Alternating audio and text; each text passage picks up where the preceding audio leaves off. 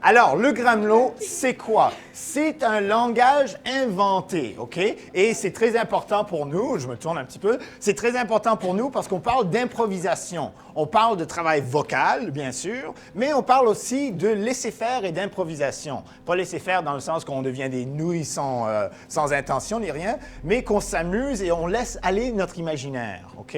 Alors, maintenant, on va se servir un petit peu du Gramlo pour faire des improvisations très brèves. La première, on va la faire tous en groupe et ensuite, on va se séparer en groupe de 2 pour avoir des conversations plus précises. Alors, le Gramlo, c'est une langue inventée. Comme je l'ai dit, c'est du charabia en fin de compte. Alors, si je vous parle en Gramlo, je peux dire « hein? C'est pas nécessairement une langue, c'est juste n'importe quoi. Et on peut essayer de dire, par exemple «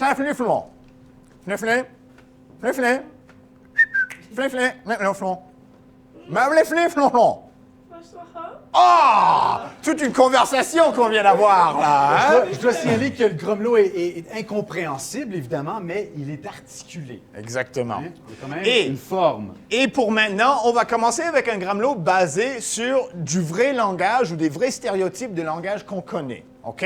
Alors, maintenant, tout le monde dans la classe est parfaitement bilingue en italien. Je peux-tu juste faire une parenthèse? Excuse-moi, Nicolas. Juste pour dire, en tant qu'acteur, lorsqu'on va faire les accents, la sonorité d'une langue, elle est typée et elle est propre à cette langue-là. Et en tant qu'acteur, nous, si jamais on devait incarner un personnage qui vient d'Allemagne ou un Italien, on doit être capable de jouer la musicalité. Donc là, dans le Gramlo, les sonorités des différentes langues qu'on va présenter, c'est pas pour se moquer de la langue, hein? Mais c'est pour essayer de comprendre la musicalité, les intonations, les sons, OK? Sans qu'on dise de quoi que ce soit qui a du sens quelque part, OK? C'est ça. Et comme Sophie l'a très bien dit, c'est pas pour se moquer d'une culture ou quoi que ce soit, ça n'a rien à voir. C'est juste jouer avec le son, jouer avec la voix et aussi jouer avec la possibilité de, comme on l'avait dit, de raconter une histoire sans en avoir ou bien un langage ou une histoire à raconter.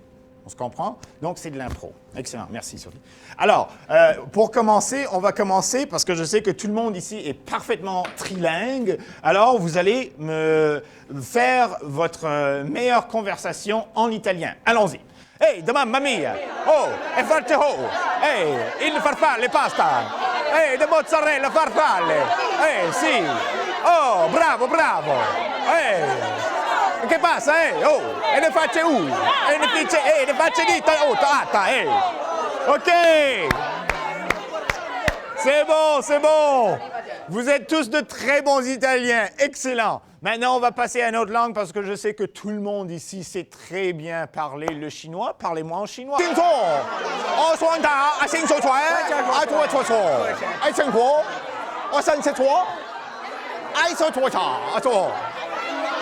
OK! Excellent! Alors maintenant, on va passer à une autre langue parce que je sais que tout le monde ici parle très bien l'allemand. Parlez-moi en allemand.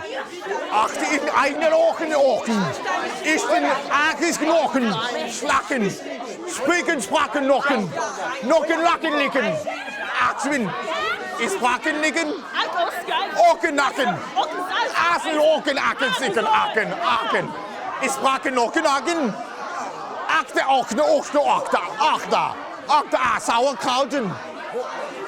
Verboten Eisen. Excellent! Excellent. OK. Alors maintenant, je sais aussi que tout le monde sait parler en langue de signes. Alors parlez-vous maintenant. Toute une conversation, hein?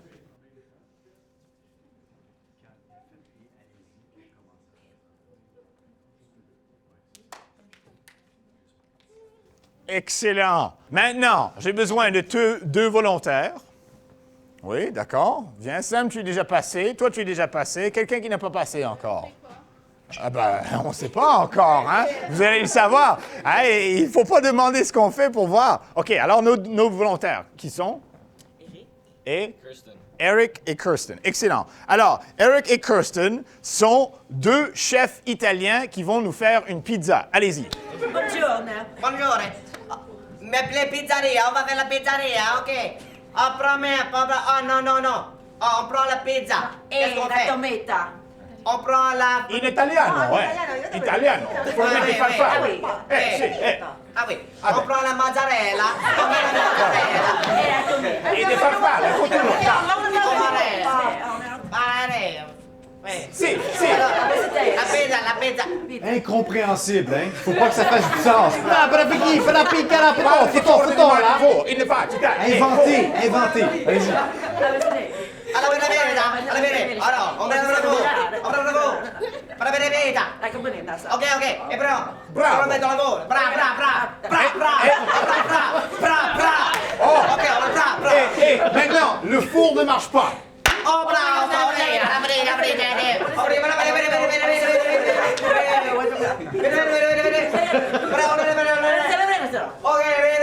Ah, le four il marche maintenant.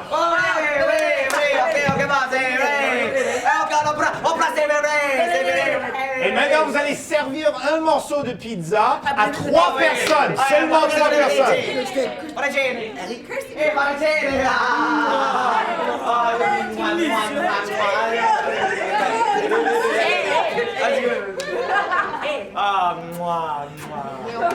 Excellent. Bravo. Grazie.